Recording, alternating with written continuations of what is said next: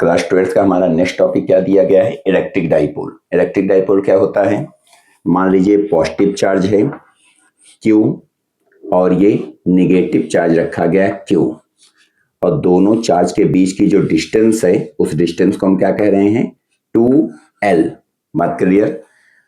When जब two equal but opposite, दोनों charge आपस में सेम है लेकिन अपोजिट है, two equal and opposite charge separated at a small distance, then this system is called electric dipole। अब electric dipole का जब हम फार्मूले की बात करते हैं तो कहा जाता है डाइपोल मोमेंट निकाल रहे हैं, तो डाइपोल का फार्मूला क्या हो गया? डाइपोल रिप्रेजेंटेड बाय एक तरीके से P बराबर प्रोडक्ट ऑफ किसका किसका product? Charge and small distance between them. बात क्लियर? फार्मूले को ठीक तरीके से लिखा जाए तो 2QL। डन एकदम। तो आप जब न्यूमेरिकल करेंगे तो बकायदे आप ध्यान देंगे कि दोनों चार्ज के बीच की डिस्टेंस जैसे आपको 5 सेंटीमीटर दी गई है, तो ये 5 सेंटीमीटर 2L पूरे की लेंथ दी गई है। ये नहीं कि आप यल की जगह पे 5 लिखे 2 अलग से आप मल्टीप्लाई कर दीजिए। बात क्लियर? दूसरी बात, इलेक्ट्रिक डाइपोल की जो डायरेक्शन होती है निगेटिव टू पॉजिटिव होती है। इलेक्ट्रिक डाइपोल की जो डायरेक्शन होगी वो निगेटिव टू पॉजिटिव बताई जाएगी। क्या है? डाइपोल के कारण ही आपको क्या फाइंड आउट करनी है? Electric field intensity find out करनी है। डाइपोल के कारण आपको electric field intensity find out करनी है। किस जगह पर? एक्सियल पोजीशन पर। एक्सियल पोजीशन को और क्या कहते हैं? एंड ऑन पोजीशन भी कहते हैं। तो सबसे पहले आप देखिए एक डाइपोल बनाया गया, यहां पे रखा गया पॉजिटिव, निगेटिव क्यू मान लिए, यहां पर पॉजिटिव क्यू मान लिए, और दोनों के बीच की डिस्टेंस क्या शो कर दी गई? 2L। बात ओके एकदम। इसी पॉइंट पर आपको इलेक्ट्रिक फील्ड निकालना है। किस पॉइंट पर? P पॉइंट पर। बात डन एकदम। आप ये जो 2L डिस्टेंस है, चाहिए तो ये आधी डिस्टेंस को L कह देते हैं, इस आधी डिस्टेंस को क्या कह दिए? L कह दिए। बात क्लियर? और यही P पॉइंट पर आपको इलेक्ट्रिक फील्ड निकालना है। इसी P पॉइंट को एक्सियल पोजीशन या इंड ऑन पोजीशन कहा जाएगा। हम मान लिए कि यहां से सेंटर से, डाइपोल के सेंटर से P पॉइंट की जो डिस्टेंस दी गई थी वो कितनी दी गई थी? R। बात क्लियर? जहां पर भी आपको इलेक्ट्रिक फील्ड निकालनी होती है वहां पे आप क्या रखिए? हमेशा पॉजिटिव चार्ज। ठीक, पॉजिटिव चार्ज नाम क्या रखे? Q0। Q0 मतलब ये टेस्ट पॉजिटिव चार्ज था। तो ये वाला चार्ज जो माइनस का Q है इनको क्या करेगा? अपनी ओर अट्रैक्ट करेगा। तो ये हो गई आपकी E1 की वैल्यू। बात क्लियर? और E1 बराबर क्या लिखा जा सकता है? E1 बराबर 1/4 पाई एप्सिलॉन नॉट। इस चार्ज का नाम जो अट्रैक्ट या रिपेल कर रहा होता उसका नाम लिखा जाएगा Q अपान में पूरी डिस्टेंस का स्क्वायर। पूरी डिस्टेंस कितनी है? इतनी है L, और यहां से यहां तक है R, तो R प्लस L का होल स्क्वायर। बात क्लियर एकदम? मान लीजिए इसी तरीके से हम E2 निकाल लें।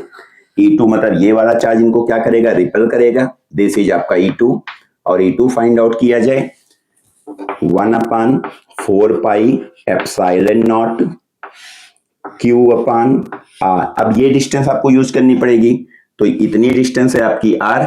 R में से L क्या किया जाए? माइनस कर दिया जाए, तो ये वाली डिस्टेंस बच जाएगी। तो क्या डिस्टेंस हो गई? R माइनस L का होल ऑफ स्क्वायर। बात क्लियर? इसको आप इक्वेशन 1 कह दीजिए, इसको आप इक्वेशन 2 कह दीजिए। अब ध्यान से देखिए, यहां पर आपको नेट इलेक्ट्रिक फील्ड निकालनी थी। नेट इलेक्ट्रिक फील्ड का मतलब E1 और E2 दोनों अपोजिट डायरेक्शन में है, इसलिए नेट इलेक्ट्रिक फील्ड निकालने के लिए हम क्या करें?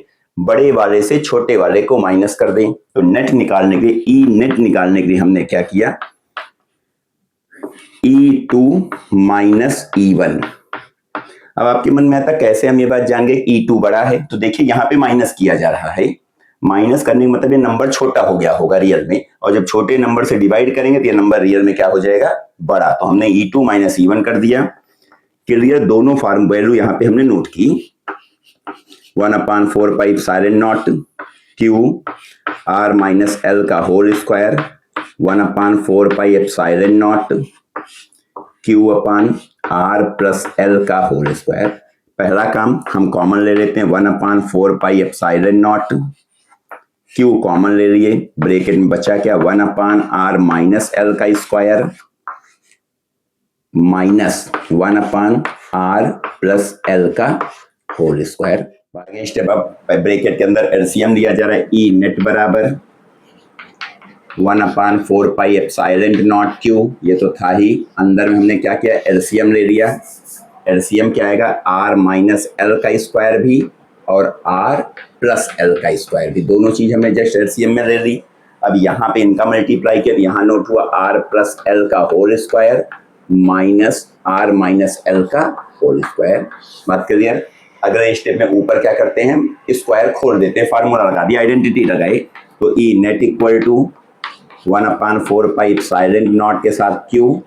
अब देखिए आइडेंटिटी लगाने पे यहाँ क्या लिखा जाएगा, A square plus B square plus 2ab, यहाँ पे लिखा जाएगा A square plus B square minus 2ab, लेकिन सामने माइनस होने के कारण सभी के साइन चेंज करते हैं, तो माइनस का आर स्क्वायर माइनस का यल स्क्वायर प्लस का 2rl, नीचे क्या आ गया a minus b a plus b, तो हमने लिखा ए स्क्वायर ए, या इस तरह लिख दे पहले आर माइन प्लस एल एक ब्रैकेट में, आर माइनस एल एक ब्रैकेट में, दोनों का होल स्क्वायर। बात क्लियर एकदम।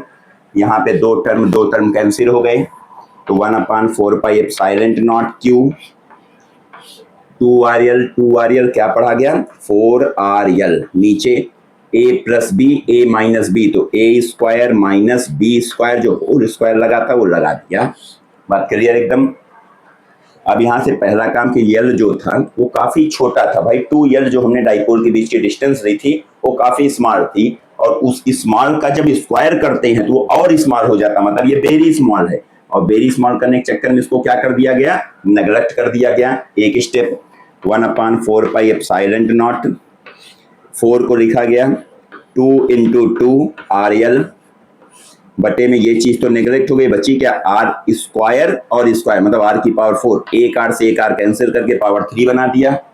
अब यहाँ पे देखिए 2 लिखा है, Q लिखा है, यल लिखा है, तो 2QL को क्या कहा गया P, 2QL को क्या कह दिया गया है P, 1/4 pi epsilon not note किया गया, तो ये 2 ये Q ये यल तीनों बन गए P, लेकिन ये वाला 2 बचा है, ये वाला 2 मैंने नोट किया, नीचे आर की पावर क्या नोट की 3, तो ये जो फार्मूला निकला 1/4 पाई एप्सिलॉन नॉट 2p/r³, ये इलेक्ट्रिक फील्ड इंटेंसिटी का फार्मूला है एट द डाइपोल, कहां पर, ड्यू टू द डाइपोल, और एट द एक्सियल पोजीशन या इंड ऑन पोजीशन कहा जाएगा।